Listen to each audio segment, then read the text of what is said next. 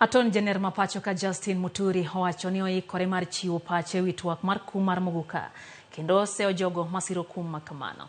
Kolose kinde nyasi mar tiegruok tiegruok mar Kenya School of Government, Muturi opwoyo jotelo ma Embu kuom chung' gi jopur mag Muguka kowacho ni kum makamano onego sir gi lony mag science.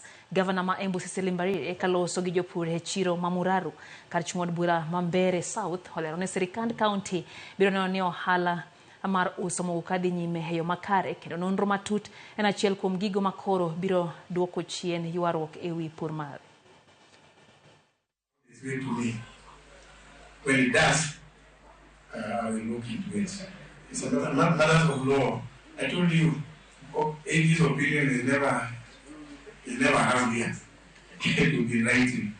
But I think even listening to all the other parties, there is need for everybody to appreciate that it means so much. Whereas, maybe let's not try to demonize.